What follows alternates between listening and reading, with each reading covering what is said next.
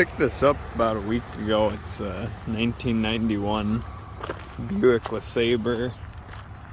And the motor option was the 3800 that year. I was going to auction at my work and I wanted $350 for it, and I picked it up. Some O2 LeSabre rims with my old Ford Ranger tires on them. They're 235 75 15s. About I don't know if you can see that. There is not much for clearance between the strut towers, but the suspension all sagged out. I put some coil spring booster rubber things in it.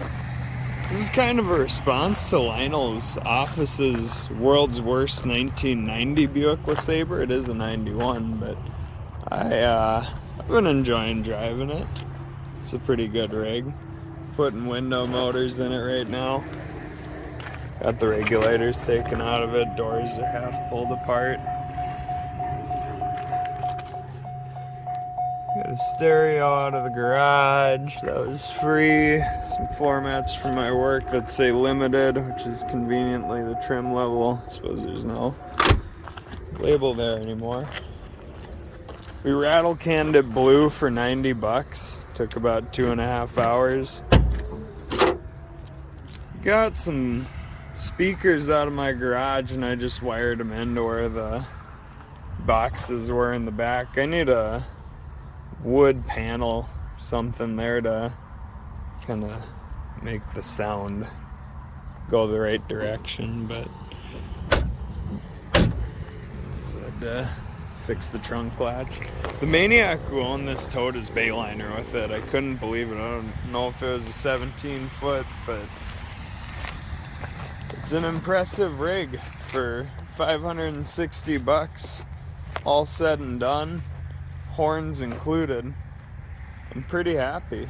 It'll get me where I need to go. I had to move out of the sun. As I mentioned, it is the 3.8. Fires right up every time.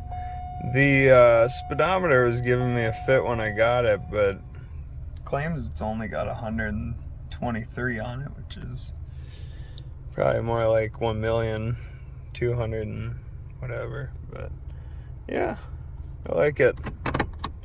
Put it into gear and takes off. I cleaned the dash, had so much dust on it, and that was busted, so that's super glued in now. But you don't get much for $500 for a car in 2022. This is a pretty fine machine. I think it'll do well. So you might be wondering, what does a LeSabre with a bunch of rubber coil spring boosters ride like? And I mean, it's really not that bad. It's doesn't have that boulevard boat ride like it used to, but it's really not too bad.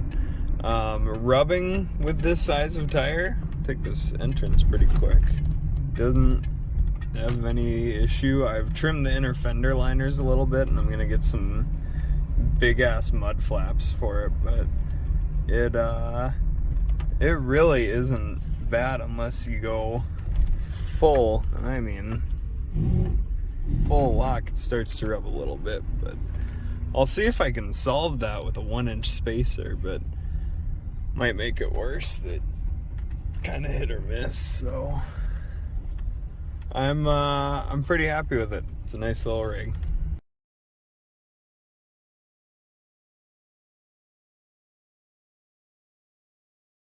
Now, when I say you don't get much for $500, this is not a pristine automobile at a glance. It's pretty good, but the rockers are well shot. The pinch weld is totally folded in at the bottom here. The body mounts for the frame are in good condition. You can see where it's rubbing there, just a little bit. Like I said, I don't know if a 1-inch spacer is gonna help there, but it doesn't seem to be chewing up the tire too bad, so I'm not worried about it. It's not like you're at full lock at 70. Yeah, unique rig.